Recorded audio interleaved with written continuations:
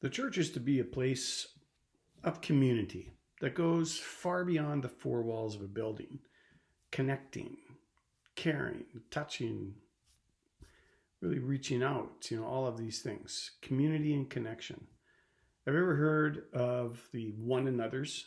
There's a ton of them scattered throughout the whole New Testament, and they really are all part of the trademark, if you will, of the church, where people care for one another. We see it a lot when people have a tragedy in their family, say a loss of a loved one or something, and then members of the church will come along and make meals and drop off those kind of things, goods, and just taking care of people when they maybe can't. There's like, what if, for instance, a couple has twins and they just can't handle it? Well, rather than them sort of not being involved in the church anymore because it's just too hard, what if the church kind of steps up and a couple people drop by and help bathe the babies while mom and dad can spend a morning together just in having breakfast and talking to one another, or driving one of them to work so that the other one doesn't have to, those kind of things, just taking care.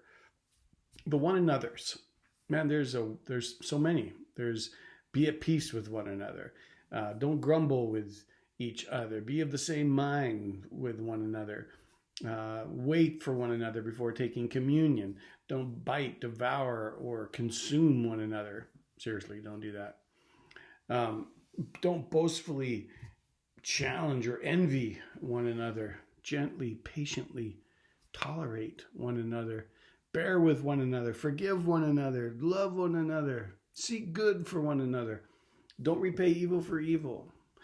Don't complain against one another. Confess sins to one another. There's so many. There's a whole whack of them about loving one another, and particularly a third of them probably are about the church being told to love one another. Love one another through love, serve one another, greet one another in love with a kiss of love. You might want to be careful about that one. Be devoted to one another is sort of the bottom line. And Jesus said, when people see your love for one another, they're going to know that I'm real. So it's a very important thing.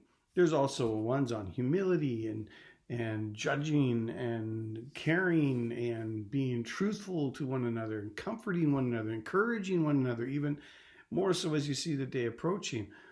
So all I'm saying is that, we can all grow in these areas of the one another's, and look at them, search them out, find them, dig into the context of them, but particularly that one about greeting one another with a holy kiss. You might want to dig into the cultural context of that one. Just saying. But at any rate, let's go about being the church by learning the one another's.